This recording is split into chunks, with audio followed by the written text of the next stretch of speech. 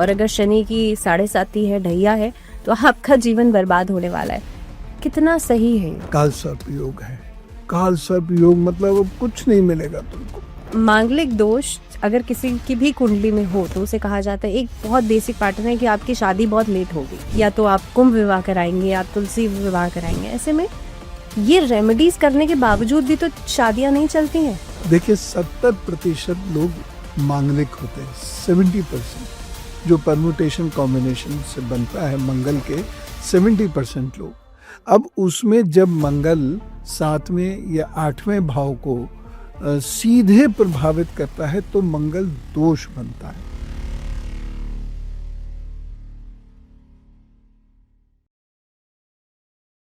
Soul की journey की हम बात कर रहे हैं।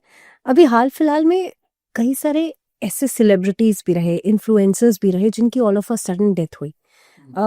क्योंकि हम सोल की जर्नी की बात करते हैं और हम ये समझते हैं कि भाई जब वो आपका मकसद पूरा होता है तो आपकी डेथ हो जाएगी या आपकी सोल जो है वो डिपार्ट कर जाएगी, इसको ऐसे लेते हैं।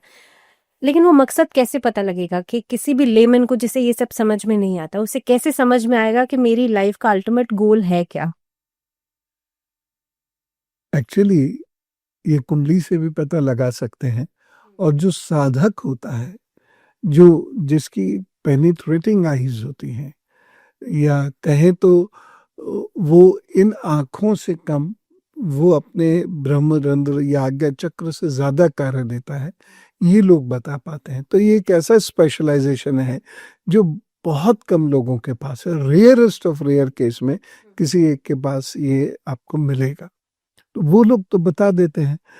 अब आत्मा कोई शरीर कब छोड़ती है? जब वो शरीर उस आत्मा को कंटेन करने में, रखने में इनकेपेबल हो जाता है, तो वो छोड़ के चल देती है कि अब मेरा इस शरीर से काम नहीं चलेगा, तो फिर वो दूसरा शरीर धारण करती है। क्योंकि सोच, हमारे विचार, हमारे कर्म, ये सब चीज़ शरीर का हिस्सा नहीं है, ये सब चीज़ आत्मा का हिस्सा है। तो इन सब चीज़ों को लेके वो आत्मा ट्रैवल कर जाती है दूसरे शरीर में।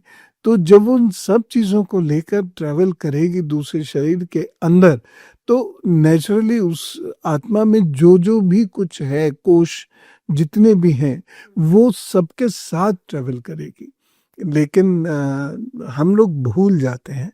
और जिस तरीके का आजकल साइबरनेटिसिज्म है, ऐसे मैकेनिकल लाइफ हो गई है, तो इधर व्यक्ति स्पंदित ही नहीं होता कि वो इन चीज़ों को सोच सके, इस पर बात कर सके, चिंतन कोई कर सके। तो इसलिए आजकल ये चीज़ बहुत डिफ़िकल्ट हो गई है। लेकिन अगर हम हज़ारों वर्ष पूर्व जाएं तो ये चीज़ उतनी डिफ़िकल्ट नहीं थी। बहुत सारे लोग हैं, जैसे एक फौजी है, फौजी क्लाइम कर रहा है कहीं पर, दाहिनी तरफ से फायर आ रहा है, तो वो कह रहा है कि दाहिनी तरफ से जो फायर है, दाहिनी तरफ ही तुम बढ़ो, बाएं तरफ मत जाना, क्योंकि बाएं तरफ ज़्यादा बड़ा दुश्मन बैठा है, ज़्यादा हथियारों के साथ बैठा है। तो और दाईं तरफ जाते हैं तो वैसे ही होता है। ठीक, दुश्मन बाएं तरफ से इंतज़ार कर रहा था। तो ये इंट्यूशन है उसका, ये उसके अंदर एक गुण है जो उसे भी शायद नहीं पता, ये उसके अंदर गुण है। लीडर्स के अंदर ये गुण होता है, पॉलिटिकल लीडर्स होते हैं उनमें ये गुण होता है कि वो पहले भाप जाते हैं। पुलिस पर्सनल्स के अंदर ये गुण होता है कि वो भाप जाते हैं कि हो ना हो यही है, और उसको कहते हैं इंस्टिंक्ट, कि ये मुझे लग रहा है कि यही व्यक्ति कल्प्रिट निकले। लेकिन क्योंकि हम एआई के ज़माने में है, इतनी टेक्नोलॉजी है और आजकल तो लोग मान लीजिए कि एजिंग हो रही है तो फेस लिफ्ट करा लेंगे। ऐसे में कार्मिक और सोल्स की आप बात कर रहे थे, अगर एक व्यक्ति बैगेज लेके उसकी सोल डिपार्ट करती है, एक शरीर से दूसरे शरीर में जाती है, लेकिन कार्मिक अकाउंट उसका अच्छा है या बुरा है, इससे डिसाइड होगा कि आने वाला जो भी वो शरीर लेगी वो कैसा होगा। देखिए, कोई भी काम होता है तो वो शरीर का इन्वॉल्वमेंट भी रखता है और वो हमारी आत्मा यानी या मन कह लीजिए, उसका इन्वॉल्वमेंट भी रखता है। तो दोनों चीज़ों से हम अच्छे या बुरे कर्म कर पाते हैं। अगर बुरे कर्म हमने करे तो आत्मा भटकेगी, आत्मा को उसका रास्ता नहीं मिलेगा। और भटकाव चाहे आत्म रूप में हो, हालांकि मैं इसे अपनी अपनी एक फिलॉसफी के रूप में कह रहा हूँ, तो भटकाव ये चाहे आत्मा का हो या जब आत्मा शरीर में होती है तो मनुष्य का भटकाव हो, ये बहुत पीड़ादायक होता है। कुछ पता ही नहीं क्या कर रहा है, अभी शाम को चले जाएंगे, क्या क्या करना है कुछ समझ ही नहीं आ रहा, क्यों सोएं, क्यों जगें, क्यों खाएं, हमारे पास कोई मकसद ही नहीं है जिंदगी जीने का।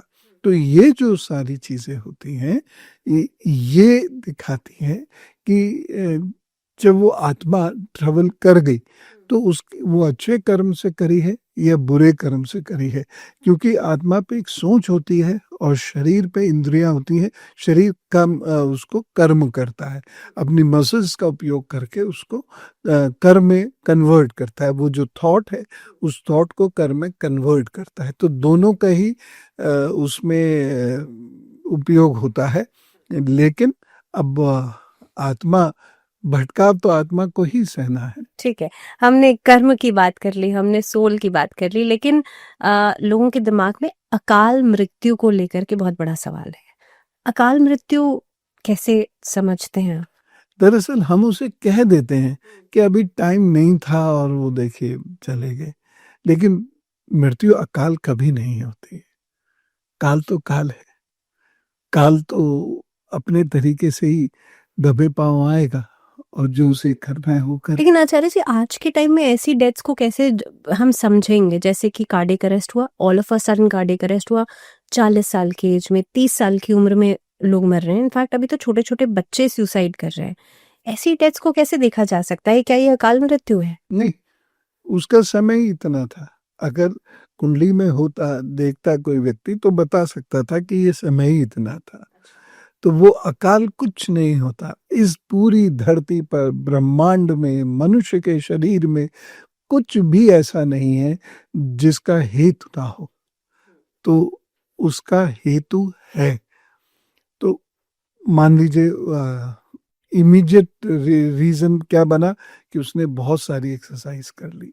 इमीडिएट रीजन ये बना कि उसने खाना कम खाया, एक्सरसाइज ज़्यादा करी, तो पतले जिससे रहें, तो उसका जो स्टेमिना का लेवल है वो कम होता चला गया और उसके हार्ट की जो फंक्शनिंग है वो कमज़ोर हो गई।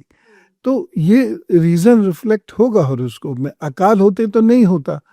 तो हम सिर्फ यही कहते हैं कि ये इसलिए कह देते हैं कि अभी उम्र नहीं थी, अभी हष्ट पुष्ट था ये, तो फिर भी ऐसा हो गया, क्यों ऐसा हो गया?